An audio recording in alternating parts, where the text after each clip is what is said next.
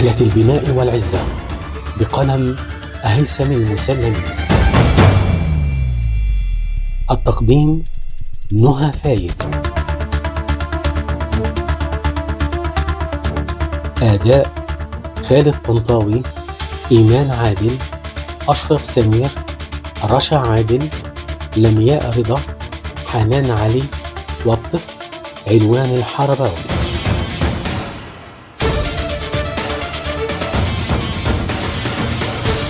الهندسة الصوتية أشرف سمير. رحلة البناء والعزة إخراج هيثم المسلمي.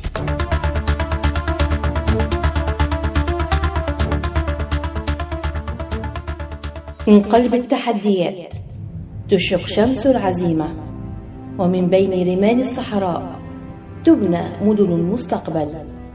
هذه قصة شعب يقوده قائد برؤية، قصة نهضة تسطرها أيادي المصريين بإرادة لا تنكسر. في ظل الجمهورية الجديدة والقيادة الرشيدة تابعونا في رحلة إذاعية عن مصر التي تتحدى، مصر السيسي.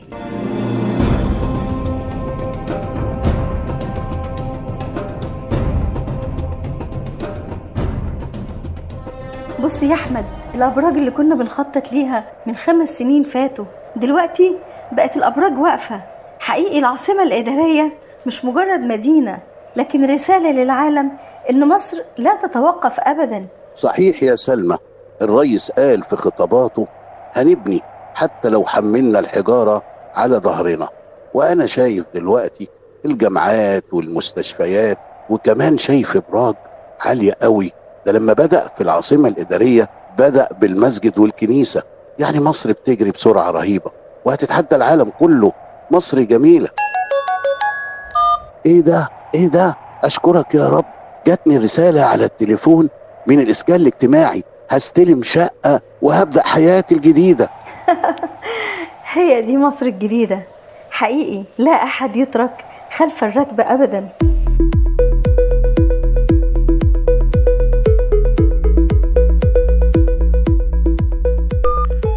بصي يا ست أمينة، دلوقتي الفحوصات بقت مجانية في الحملة القومية للكشف المبكر عن الأمراض، وده طبعا هيضمن لك علاج سريع. الرئيس خلاص أمر بتوفير العلاج لكل مواطن. الحمد لله. يا ما انت كريم يا رب. ده زمان كنا نسافر بعيد يجي فوق 100 كيلو، أما النهاردة الخدمة وصلت لحد باب البيت. يا ما انت كريم يا رب. دكتورة منى، شحنة الأدوية الجديدة من مصنع الدواء في مدينة الدلتا وصلت، كلها صناعة مصرية.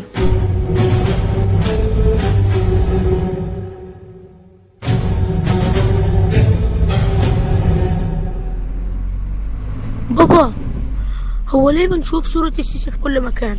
السيد الرئيس عبارة عن رمز بيمثل كل المصريين، بيتكلم نيابة عنهم، ولما بياخد مشيرتهم بينفذ قرارات كل الشعب.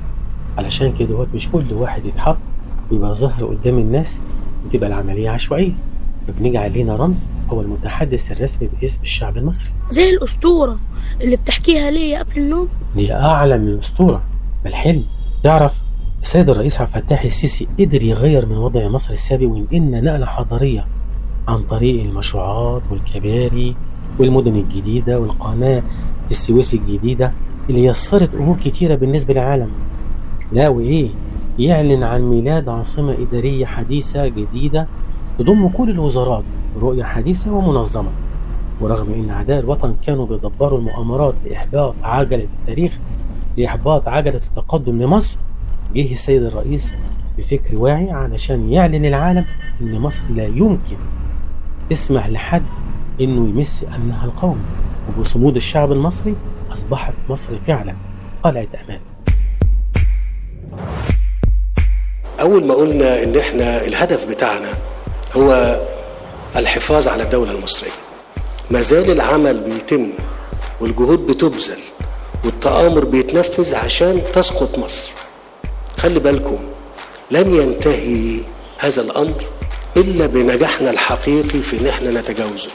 أنا مش عايز أقسم لكم اللي اتعمل في السنة ونص دول، ما يتعملش في 20 سنة. هو اللي عمل ده مين؟ اللي عمل ده المصريين. التحية هنا لمين؟ التحية للمصريين.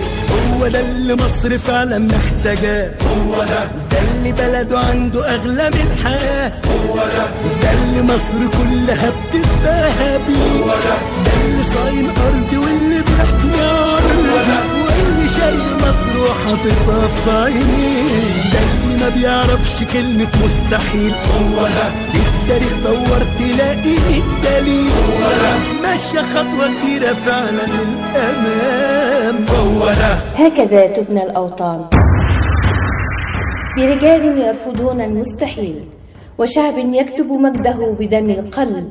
في الجمهورية الجديدة لا مكان للشكوى، بل إرادة، عمل وانتصار.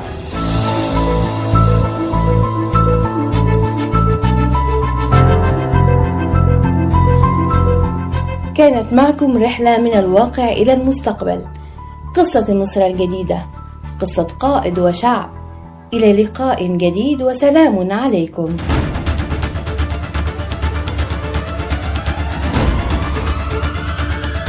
كنتم مع رحلة البناء والعزة.